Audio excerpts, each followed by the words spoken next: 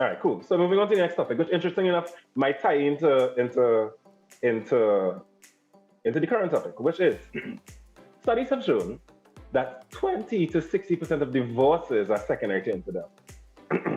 Are secondary to infidelity. There has been a lot of talk in the media lately about a particular Hollywood couple that has a quote unquote open marriage, even coining the term loving in freedom. One member of that couple has stated that one does not do anything without the other knowing. What are the panel's thoughts on polyamory? I'm going to start with Samuel. Okay. Well, my thoughts are not strong on this one too much. Simply just because I personally don't believe in it. That's just me. I understand that it works for some persons. And I've heard from I've heard from some before. However, I do think that before we venture or anyone venture into that world or experience, they should first understand that it's not just being with other persons, it's also being romantically involved, and you know there's a lot of things that goes into there, um, and it also has a lot of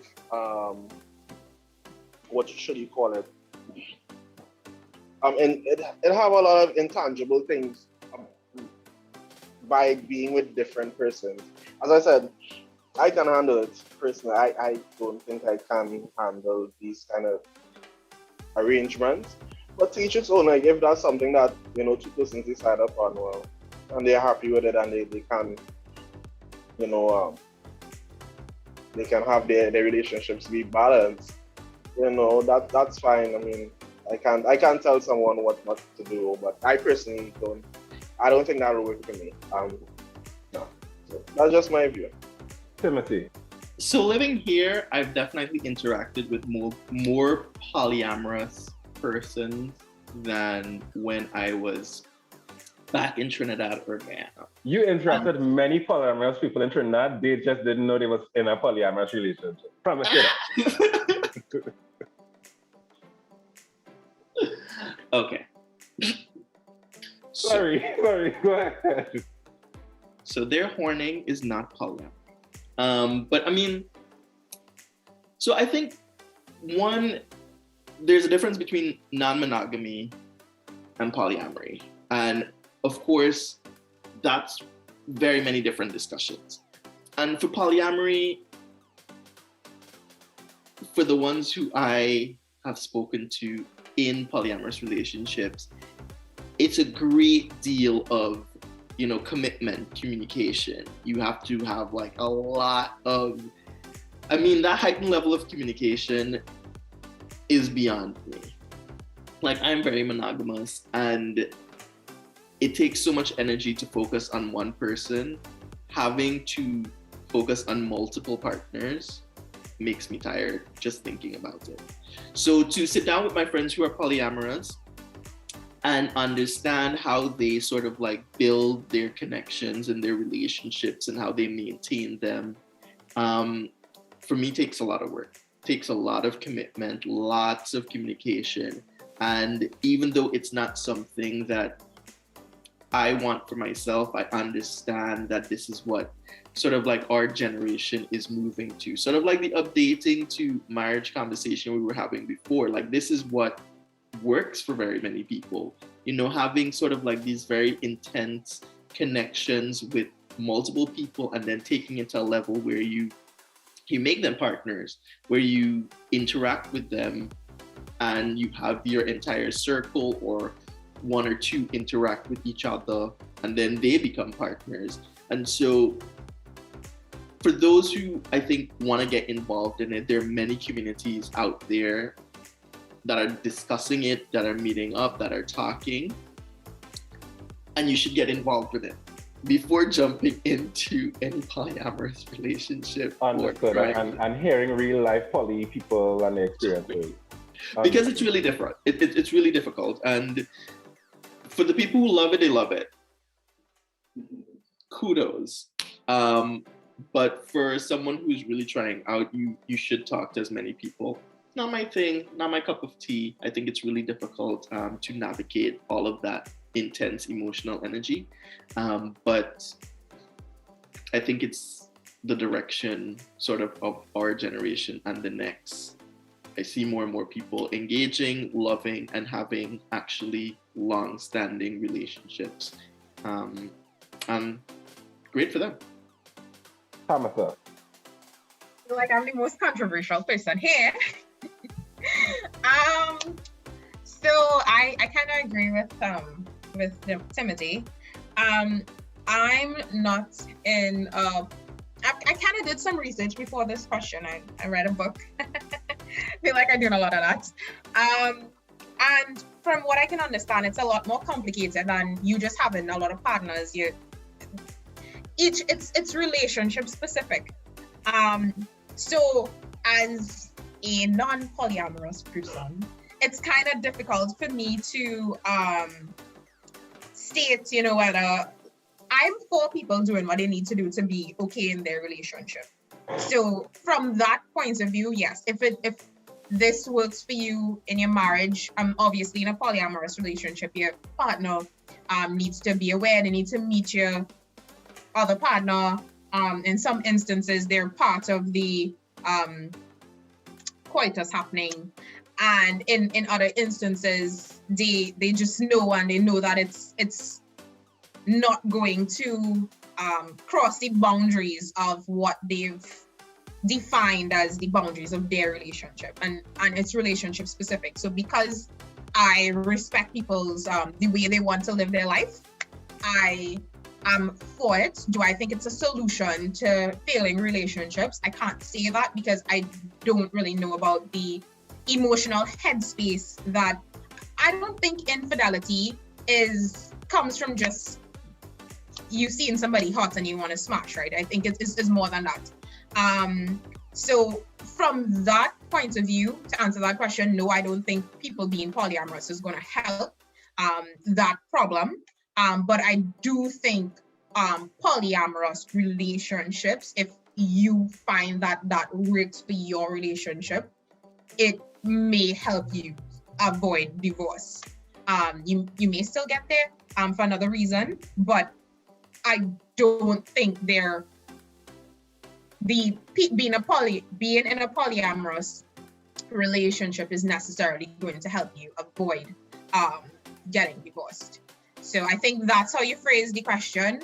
So I hope I answered it to the best of my ability. But yeah, that's my thing. I want people to live their life and do what they need to do, but I don't necessarily know if that's the solution to infidelity. Here's what I love about your point, Tammy, and I'll jump on the discussion just because I'm gonna let Leah go next, but because I feel like we are on the same wavelength in a particular manner. So in the subtle art of not giving a there's something that Mike says that I think you are also saying, which is that you never really absolve yourself of problems. You exchange one set of problems for another in any particular. When you make any particular decision in life, you think it's going to be like, okay, it'll solve these problems, but then you incur a different set of problems. So for me, in theory, because again, with what happened with me and Sam and Leah earlier, in theory, I'm not saying that monogamy and faithfulness aren't possible, and I know that there are lots of people out there doing it. I'm saying that every moldy bread has its cheese, and I feel like anything that you are into, there's somebody else out there who also is it. And I feel like there are a lot of people who enter into monogamous unions who may not necessarily be capable of monogamy themselves, and then shit falls. So that if it is you having a primary while sometimes meeting up, dating, having sex with other people, or if it is you have multiple spouses, as it isn't the norm in Western culture, but it is the norm in many other cultures. I would just prefer that everybody is honest with themselves about what it is they're capable of and enter unions that reflect that, as opposed to lying to themselves and others and entering into unions that do not reflect their capabilities or aspirations. Because for a lot of people, I think sometimes you get into the monogamous relationship because that was your dream girl or your dream boy, or you found yourself incredibly attracted to this person. But the truth is that you enjoy miscellaneous, amorous labor. Look at me, I'm not politically correct way to say it. Yeah, so that's my thought. Let's hear what the woman with ring punchy finger has to say. So, I agree with you guys in the sense that if it's for you, then go for it. Of course, you have to have appropriate communication between you and your partner or partners. And I kind of also get the lure of polyamory, because sometimes when you're in a relationship, monogamy is difficult in the sense that you never find everything you want in one person. It does not happen. It has never happened. Whoever say that, lie. So with polyamory, from the things that I have watched and read, a lot of it comes from being able to have a primary partner and then still get to fulfill needs that primary partner is not fulfilling while having open communication. I can't do that. My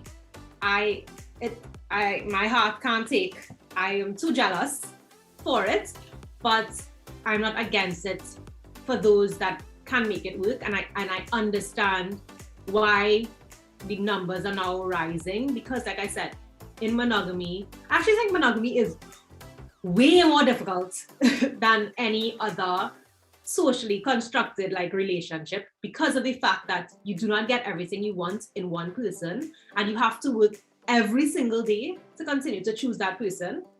I feel like polyamory, while it does have its difficulties, I feel like they tend to be able to get a little bit of everything from whoever they choose to have relationships with. Of course, it's very difficult to communicate because I think as humans, we've been socially bred to think monogamy is the norm, and therefore that's why so many of us can't see ourselves in polyamorous relationships, because that's just what the status quo is, right? Monogamy is the status quo. Even though we are fully aware of the statistics that show that infidelity is rampant in monogamous relationships. So I'm not against it, but it's not for me. Understood. I appreciate that. Moving on to the next topic.